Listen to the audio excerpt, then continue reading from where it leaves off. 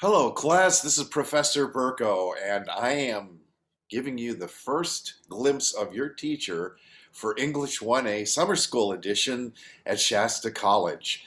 I wanted you to see my friendly smile in my face and hear my voice and know that I want you to succeed. This is an accelerated version of the class, and it can be intimidating at first, but it can also be a very, very good way of taking English 1A and really focusing on learning the skills that you need to be a good college level writer without any other distractions. The 18-week regular semester version of this is a good course, but then you're usually taking 3 or 4 other courses and it can get overwhelming. So it's a really good way of learning these skills as long as you don't bite off more than you can chew. And I want to talk to you about that. I have a lot of language in the beginning of my course in the syllabus and on the website about how you really need to plan to spend at least 15 or 20 hours a week with this course. Students who register for 2 or 3 summer school courses find sometimes that they haven't been really budgeting enough time to be successful in the class, and I don't want that to happen to you. If you're a parent and you're also working 2 full-time jobs and taking another class, this may not be the right version of English 1A for you. If you want to get this course under your belt and have it on your grade transcript and learn how to write like a college level writer in a condensed, accelerated format, this is the right version of the course for you, and I've had many successful students take the class during summer school. So now that we've got that out of the way, let's take a look at the way the course is designed. I'm going to share my screen with you and run you through this. Some of you are new to distance learning, and some of you have already taken classes from other teachers, and they might be organized differently. So I just want you to get an overview of what our course is going to look like the first week. First of all, might be confusing why I start with a link to the Writing Center, the very first thing you see at the top of the course. That's because I really truly believe that working with our team of teachers during summer school is a key to your success. I'm going to be doing something very unusual. It's not something I've seen other teachers do, and that is I'm going to give you a due date for an essay, but then I'm going to allow you to have an extension of that due date if you work with the Writing Center on many of your assignments for this class. Not the first one, but certainly for the rest of them.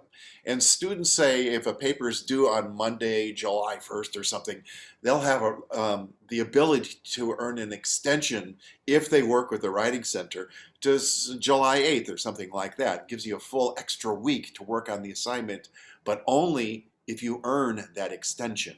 So that's all explained up here with all the due dates for all the papers. I highly recommend you print this out, put it on your calendar, be aware of the pace of this course, okay? And here's the due dates. They're all here at the very top of the course. Open this up and print them out.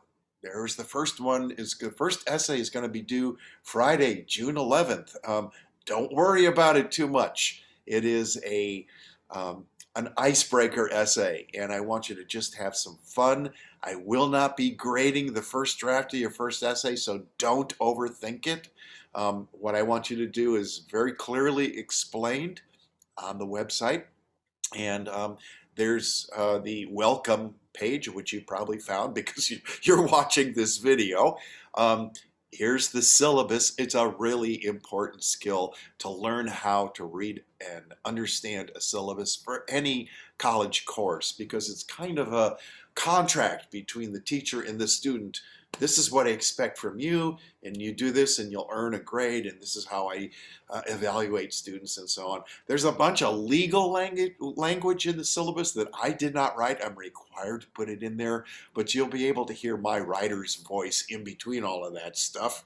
Hopefully because I have a sense of humor, and you'll say, oh, this is Mr. Burko writing as opposed to this is the stuff the college requires him to put in the syllabus. Down towards this part of it here, I have a little message about please don't try to do the whole course on your cell phone. And let's see, getting into the way the course is organized pretty much every week is like this. I have an introductory note. I have your first writing assignment clearly explained. Um, this is for week one. We need to create a Turnitin account, and you're going to be submitting your essays to Turnitin. It's all explained right here. You don't need to send me an email saying, "What's our course ID?" It's right there. So make sure you look for it before you send me an email saying, "Where is it?" Here's where things get interesting.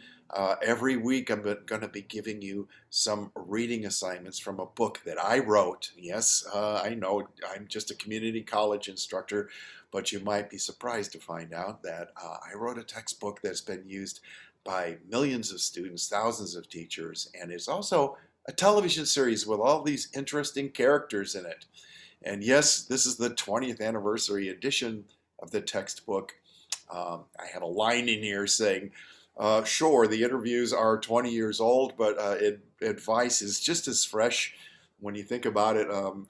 Oftentimes we reference Aristotle when we're talking about different writing techniques, and he was around 3,000 years ago.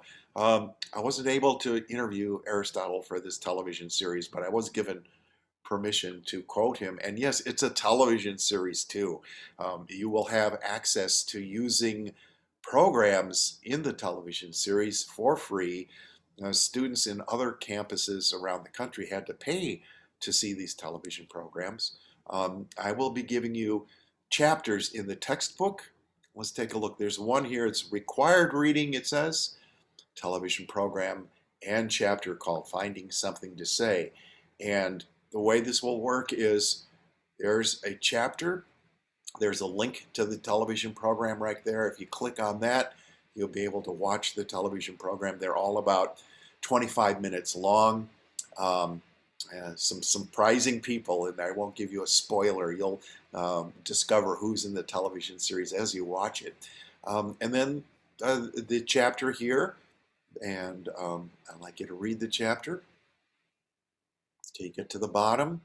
And you will not have to buy a textbook in our course. The textbook is being delivered to you for free, and then there will be a discussion. Let's take a look at that. These little icons here are discussions, and so this is Finding Something to Say.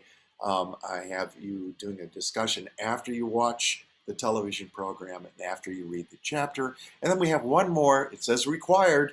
That means you have to do it to earn a class participation credit.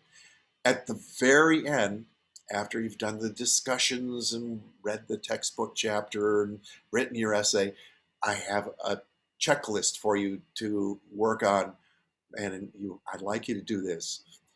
There's an attachment here. You can download a Microsoft Word version of this, or you can just copy and paste this and put it into a Word document and fill it out. And be realistic with yourself.